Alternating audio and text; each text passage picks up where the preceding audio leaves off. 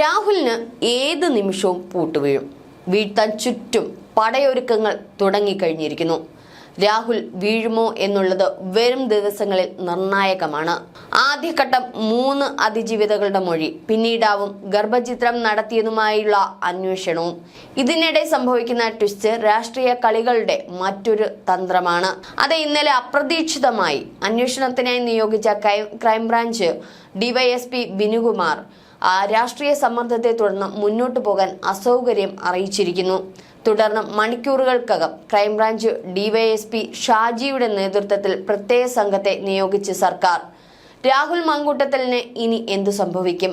വ്യാജരേഖ കേസും മുറുകും. ഇതിനിടയിൽ ഗർഭചിത്രം നടന്ന ആശുപത്രി തപ്പി പോലീസ് അന്വേഷിക്കുന്നു. രാഹുൽ മാങ്കൂട്ടത്തലിന്റെ ലൈംഗിക പീഡന ആരോപണങ്ങൾ അന്വേഷിക്കാൻ പുതിയ ക്രൈംബ്രാഞ്ച് ഡിവൈഎസ്പിയുടെ നേതൃത്വത്തിൽ പ്രത്യേക അന്വേഷണ സംഘം രൂപവൽക്കരിച്ചത് സമഗ്ര അന്വേഷണത്തിനാണ്. ഗർഭചിത്ര ഓഡിയോയിലെ ഇരയെ പോലീസ് തിരിച്ചറിഞ്ഞിട്ടുണ്ട്. ഗർഭചിത്രം നടന്നോ എന്ന് പോലീസ് സ്ഥിരീകരിക്കാൻ ശ്രമിക്കുകയാണ്. ആശുപത്രി രേഖകൾ അടക്കം കണ്ടെത്താനാണ് ഇപ്പോൾ ശ്രമം. അന്വേഷണ സംഘത്തിൽ സൈബർ വിഭാഗം ഇൻസ്പെക്ടർ ബിനോജ്, ക്രൈംബ്രാഞ്ച് സിഐമാരായ സിനോജ്, സാഗർ എന്നിവരാണുള്ളത്. പിന്നീട് വനിതാ ഉദ്യോഗസ്ഥരെ കൂടി ഉൾപ്പെടുത്തി അന്വേഷണ സംഘം വിപുലീകരിച്ചു. ക്രൈംബ്രാഞ്ച് ADGP H വെങ്കടേഷ് മേൽനോട്ടം വഹിക്കും.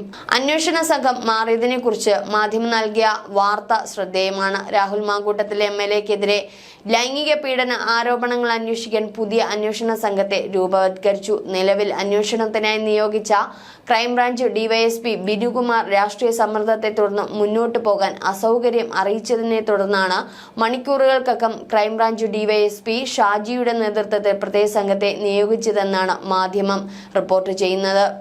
അതായത് വലിയ സമ്മർദ്ദം പോലീസിലുണ്ടെന്നാണ് ഇതിന്റെ സൂചന. ഇരകളുടെ അടക്കം മൊഴിയെടുക്കാൻ പ്രത്യേക ശ്രദ്ധ പുലർത്താൻ മുകളിൽ നിന്ന് നിർദ്ദേശിച്ചിരുന്നു. ഇതിനിടെയാണ് സർക്കാരിനു കൂടി താല്പര്യമുള്ള ഉദ്യോഗസ്ഥരെ ഉൾപ്പെടുത്തി പ്രത്യേക അന്വേഷണ സംഘം രൂപവൽക്കരിച്ചത്. അതിനിടെ യൂത്ത് കോൺഗ്രസ് സംഘടനാ തെരഞ്ഞെടുപ്പുമായി ബന്ധപ്പെട്ട് വ്യാജ തിരിച്ചറിയൽ കാർഡുകൾ സൃഷ്ടിച്ചുവെന്ന ആരോപണത്തിൽ രാഹുൽ മാങ്കൂട്ടത്തലിന്റെ മൊഴി ഇന്ന് രേഖപ്പെടുത്താനിരിക്കെയാണ്. മൊഴി രേഖപ്പെടുത്താൻ എത്തണമെന്ന് ക്രൈംബ്രാഞ്ച് രാഹുലിനോട് നിർദ്ദേശിച്ചിരുന്നു. അതിനിടെ വ്യാജ തിരിച്ചറിയൽ കാർഡ് കേസിൽ രാഹുൽ മാങ്കൂട്ടത്തിൽ MLA ഇന്ന് ക്രൈംബ്രാഞ്ചിന് മുന്നിൽ ഹാജരാകില്ല. ഇന്ന് രാവിലെ 10-ന് തിരുവനന്തപുരത്ത് ഓഫീസിലെത്താനായിരുന്നു അന്വേഷണ സംഘം ആവശ്യപ്പെട്ടിരുന്നത്. എന്നാൽ നോട്ടീസ് ലഭിച്ചില്ലെന്നും അതിനാൽ ഹാജരാകില്ലെന്നുമാണ് രാഹുൽ അവകാശപ്പെടുന്നത്. ഇതിനൊപ്പമാണ് പീഡന കേസിലെ അന്വേഷണം. വ്യാജരേഖാ കേസിൽ ഇന്ന് ഹാജരായില്ലെങ്കിൽ മറ്റൊരു ദിവസത്തേക്ക് വീണ്ടും നോട്ടീസ് നൽകാനാണ് ക്രൈംബ്രാഞ്ചിന്റെ തീരുമാനം. യൂത്ത് കോൺഗ്രസ് തെരഞ്ഞെടുപ്പിൽ വ്യാജ തിരിച്ചറിയൽ കാർഡ് നിർമ്മിച്ച കേസിലെ പ്രതികളുടെ ഫോണിൽ നിന്ന് ലഭിച്ച ശബ്ദരേഖയിൽ രാഹുലിന്റെ പേര് പരാമർശിച്ചതോടെയാണ് വീണ്ടും ചോദ്യം ചെയ്യാൻ ക്രൈംബ്രാഞ്ച് തീരുമാനിച്ചിരിക്കുന്നത്. അന്വേഷണത്തിന്റെ ഭാഗമായി ഇന്നലെ രാഹുലിന്റെ അടുത്ത സുഹൃത്തുക്കളായ 4 പേരുടെ വീട്ടിൽ പരിശോധന നടത്തുകയും മൊബൈൽ ഫോണുകൾ പിടിച്ചെടുക്കുകയും ചെയ്തിരുന്നു. രാഹുലിനെ കേസിൽ പ്രതി ചേർക്കാൻ മതിയായ തെളിവുകൾ ഉണ്ടെന്നാണ് ക്രൈംബ്രാഞ്ചിന്റെ വിലയിരുത്തൽ. ഈ സാഹചര്യത്തിലാണ് രാഹുൽ ചോദ്യം ചെയ്യലിന് ഹാജരാകാതിരിക്കുന്നത്. വ്യാജ തിരിച്ചറിയൽ കാർഡ് ഉണ്ടാക്കിയവരുടെ ഫോൺ സംഭാഷണത്തിൽ പേരും പരാമർശിക്കപ്പെട്ടിട്ടുണ്ട്.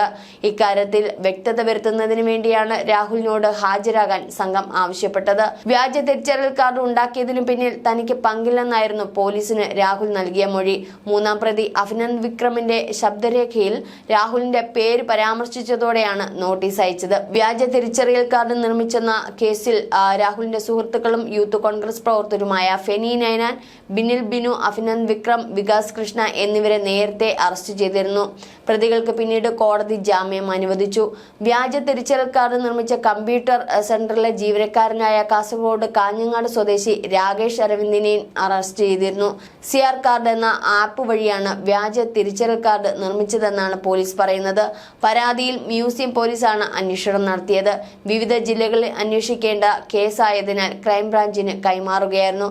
കേസിന്റെ തുടക്കത്തിൽ മ്യൂസിയം പോലീസ് രാഹുലിനെ അന്ന് ചോദ്യം ചെയ്തിരുന്നു. കാര്യമായ തെളിവൊന്നും ലഭിക്കാത്തതിനാൽ പ്രതി ചേർത്തില്ല. കേസിൽ അന്വേഷണം കടുപ്പിക്കാനാണ് ക്രൈംബ്രാഞ്ചിന്റെ നിലവിലെ തീരുമാനം. ഇതിന്റെ ഭാഗമായി വെള്ളിയാഴ്ച രാഹുലുമായി അടുത്ത ബന്ധമുള്ള യൂത്ത് കോൺഗ്രസ് പ്രവർത്തകരുടെ വീടുകളിൽ ക്രൈംബ്രാഞ്ച് മിന്നൽ പരിശോധന നടത്തി. അടൂരും ഏലംകുളത്തുമുള്ള പ്രവർത്തകരുടെ വീടുകളിലായിരുന്നു ഈ പരിശോധന. ഏതായാലും രാഹുലിന് പൂട്ടു വീഴുമോ എന്നുള്ളതാണ് ഇപ്പോൾ സോഷ്യൽ മീഡിയയിലടക്കം ചർച്ചയാകുന്നത്. 3 പെൺകുട്ടികളുടെ മൊഴിയാണ് ആദ്യം രേഖപ്പെടുത്തുന്നത്. അവർ പരാതി ഉന്നയിക്കുകയാണെങ്കിൽ, പരാതി കൊടുക്കുകയാണെങ്കിൽ രാഹുൽ പെടുക തന്നെ ചെയ്യും. പിന്നീടാണ് രണ്ടാം ഘട്ടത്തിലായിരിക്കും ഓഡിയോ ക്ലിപ്പിലെ അതിജീവിതയുടെ പരാതി അല്ലെങ്കിൽ ഉണ്ടെങ്കിൽ അത്തരത്തിൽ ഒരു മൊഴി രേഖപ്പെടുത്താൻ ശ്രമിക്കുന്നത്. അത്തരത്തിൽ ആ പെൺകുട്ടി മൊഴി നൽകുകയാണെങ്കിൽ, കേസുമായി മുന്നോട്ട് പോവുകയാണെങ്കിൽ രാഹുൽ പെട്ടു എന്ന് തന്നെ പറയേണ്ടി വരും.